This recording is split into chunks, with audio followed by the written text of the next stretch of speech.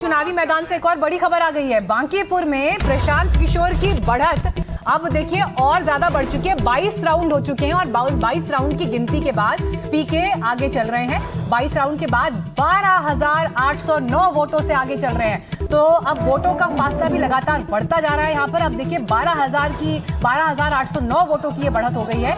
BJP के नीरज कुमार पीछे चल रहे हैं और ये भी आपको बता दें कि ये फासला लगातार बढ़ता जा रहा है। समीर जी, कितने बड़ी तस्वीर है और देश की राजनीति के लिए यहाँ से क्या मैसेज निकल रहे हैं? क्योंकि बिहार में देखिए, जब हम बात सम्राट चौधरी की कर रहे हैं, हम सब जानते हैं कि कैसे नीतीश कुमार के चेहरे पर चुनाव लड़ा गया और उसके बाद फिर सम्राट चौधरी के रूप में बीजेपी को बिहार में अपना पहला मुख्यमंत्री मिला। लेकिन इसे लेकर महागठबंधन हमेशा निशाना साधता रहा कि चुनाव वोट किसी और के नाम चेहरे पर मांगे गए और गद्दी पर आपने किसी और को बिठाया। ऐसे में प्रशांत किशोर की ये जीत राज्य के लिए, देश की राजनीति के लिए क्या मैसेज लेकर आती है? ये बहुत बड़ी जीत मानी जाएगी प्रशांत किशोर के। इसे सिर्फ एक बांकीपुर का विधानसभा का उपचुनाव नहीं माना जा सकता। भारतीय जनता पार्टी के पास राष्ट्रीय सेवक संघ था, भारतीय जनता पार्टी के पास प्रदेश की सरकार थी, भारतीय जनता पार्टी के पास केंद्र की सरकार थी, संगठन था, प्रशासन था, सब कुछ आपके था। लंबे समय से आपके पास वो सीट थी, राष्ट्रीय अध्यक्ष खुद उस सीट से आते थे। और वहां अगर प्रशांत किशोर आराम से वहां से सीट निकाल रहे, एक भी राउंड में प्रशांत किशोर एक भी वोट से पीछे नहीं हुए, पहले राउंड से लेकर वो लगातार आगे रहे। और अगर वो जीत रहे हैं तो मुझे लगता है कि बिहार की राजनीति में इसका बहुत असर पड़ने वाला है और आने वाले दिनों में इसका असर आपको केंद्र की राजनीति के अंदर भी दिखेगा। और मुझे लगता है कि जब विधानसभा में वो जाएंगे तो जो राम मनोहर लोहिया ने फर्रुखाबाद से उपचुनाव जीतकर जो लोकसभा में किया था, कि जिस तरीके से राम मनोहर लोहिया ने दहाड़ते थे लोकसभा के अंदर, प्रशांत किशोर मुझे लगता है कि सम्राट चौधरी को, तेजस्वी यादव, सबको विधानसभा के अंदर खींचेंगे। और मुझे लगता है कि अब वो जन स्वराज के लिए वो एक आवाज बन गए हैं और पूरे बिहार में नहीं, मुझे लगता है कि उसका असर दिल्ली के राजनीति में देखने को मिलेगा। ठीक है, वोट शेयर भी दिखा रहे हैं स्क्रीन पर। जन स्वराज पार्टी का वोट शेयर बांकीपुर सीट पे देखिए 48% से भी ज्यादा का इस वक्त है। बीजेपी का 33% पर अटक गया और आरजेडी 12% पर यहाँ पर दिखाई दे रही है। और इसके साथ ही 12,809 वोटों से प्रशांत किशोर आगे चल रहे हैं। समीर जी, एक सवाल का और जवाब दीजिएगा। It may be too early to say, लेकिन देश की राजधानी दिल्ली में जंतर मंतर में जेनजी प्रोटेस्ट होता है, पटना में भी उसकी गूंज दिखाई देती है और वहीं से लगती हुई सीट बांकीपुर में उपचुनाव हुआ है 30 तारीख को। क्या आपको लगता है कि कुछ इफेक्ट पढ़ा जाएगा इस नतीजे में? देखिए, निश्चित रूप से अभी तुरंत जो युवा छात्रों का जो जंतर मंतर पर प्रदर्शन हुआ था उसका असर देखने को मिलेगा। लेकिन मुझे लगता है सिर्फ एक वो कारण नहीं हो सकता, तमाम कारण वहां पर हो सकते हैं। वहां के जो नेताओं का जो अहंकार होगा कार्यकर्ताओं के साथ, उसको देखने को मिला होगा। यूजीसी का जो कारण था कि जिस तरीके से अपर कास्ट यूजीसी को लेकर नाराज थी, ब्राह्मणों में नाराजगी थी, वो एक देखने को मिल सकता है।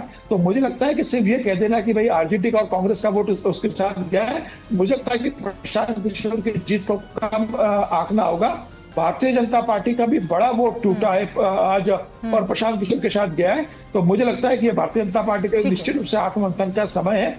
अगर प्रशांत किशोर इस बांकीपुर सीट से जीत सकते हैं। कुंतल कृष्णा जी इस वक्त हमारे साथ हैं बीजेपी से।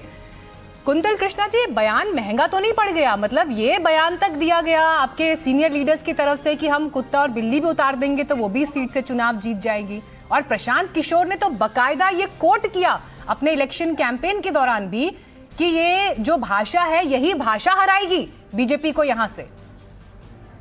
देखिए, ये बयान कभी आया नहीं था और प्रशांत और उनकी टीम ने एक फॉल्स नैरेटिव बनाया। पर आज इन बातों पे बहस करने का मौका नहीं है।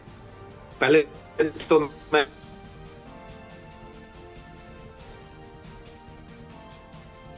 चलिए, उनकी आवाज ठीक से आ नहीं रही है। ठीक है सर, आपका एक बार बैकएंड पे चेक कर लेते हैं, आवाज में थोड़ा प्रशांत दिक्कत हो किशोर रही को पीछे हैं, तो इस बात की उनको बधाई।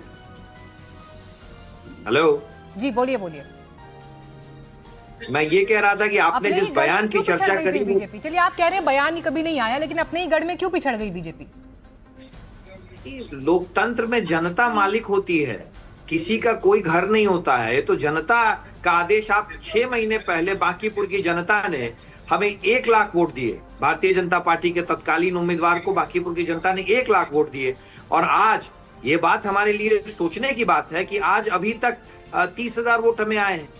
हम लोग, वैसे तो जो हमारी आशा थी उससे कम वोटिंग परसेंटेज भी गया, बट फिर भी हमारी अपनी एक सोच थी कि हमें 70-75 हजार वोट मिलने चाहिए। वहां तक हम नहीं पहुंच पा रहे हैं।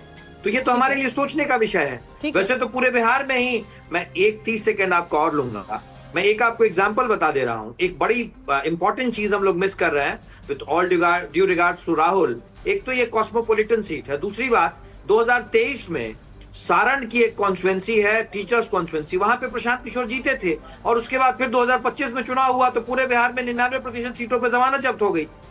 लोकतंत्र में, जमहूरियत में जनता मालिक होती है, और जनता का जो आदेश है वो सर आंखों पे है। ठीक है, हम इस बात के लिए समीक्षा जरूर करेंगे। चलिए, आप समीक्षा और मंथन की बात कर रहे हैं, ठीक है, एक बार ग्राउंड पर भी चल लेते हैं और उसके बाद में तारिक अनवर जी के पास जाऊंगी। हमारे साथ हमारे सहयोगी रमन जुड़ गए हैं। रमन, हम देख रहे हैं जश्न तो जबरदस्त है, और क्यों ना हो, क्योंकि जब प्रशांत किशोर ने ये जीत, वहां पर अब वो लगभग करीब पहुंच ही गए हैं, लेकिन बड़ा सवाल यह है कि यहाँ से बिहार में जनसुराज के लिए क्या बदलेगा? एक सीट पर प्रशांत किशोर का जीतना, लेकिन राज्य की पॉलिटिक्स में उनके लिए क्या बदलेगा? और क्या जो पिछले चुनाव में ये हुआ कि ठीक है, टीवी इंटरव्यूज में आप छा रहे, टीवी मीडिया में आप छाए रहे, लेकिन जमीन पर कुछ नहीं कर पाए, तो क्या वो जो सीरियसनेस है, जो गंभीरता से लिए जाने की बात है, क्या ये जीत इंश्योर करेगी प्रशांत किशोर के लिए, जनसुराज के लिए इनफैक्ट?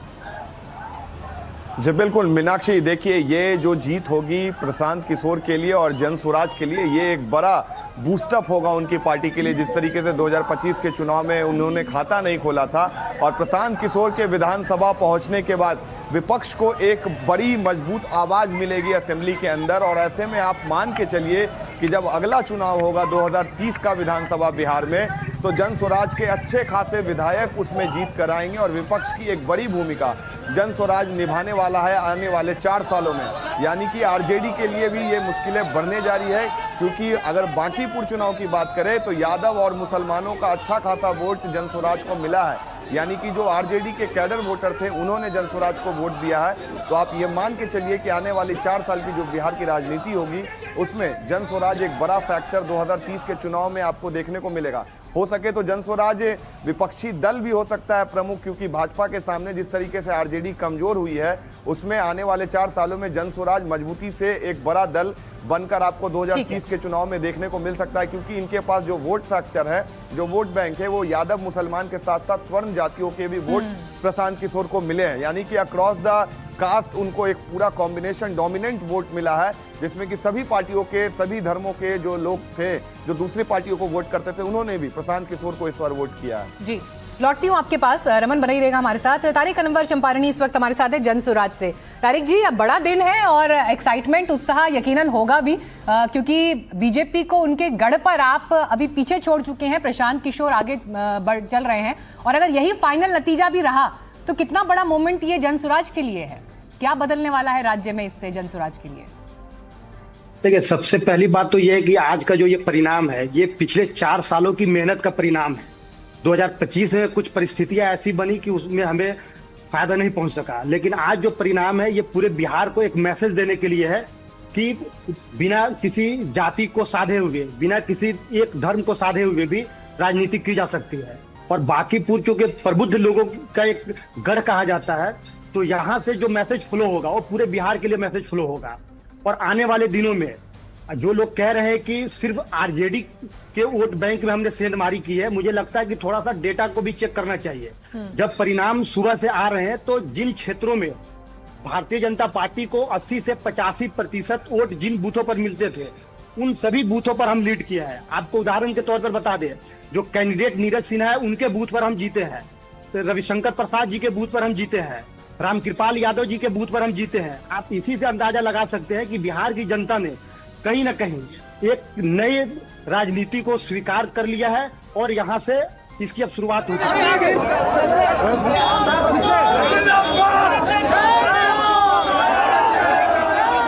तस्वीरें भी आ रही हैं, वो भी दिखा रहे हैं वहां से। यहाँ पर आप देखिए जश्न की तस्वीरें मिलनी शुरू हो गई हैं, और प्रशांत किशोर अपने सपोर्टर्स के साथ, कार्यकर्ताओं के साथ, और ये एक बड़ा क्षण उनके लिए भी, क्योंकि 2014 से उन्होंने एक स्ट्रैटेजिस्ट के रूप में सबसे पहले तो प्रधानमंत्री नरेंद्र मोदी के लिए, बीजेपी के लिए कैंपेन डिजाइन किया, उसके बाद ममता बनर्जी, स्टालिन, कई और नेताओं के लिए उन्होंने इलेक्शन स्ट्रैटेजी बनाई।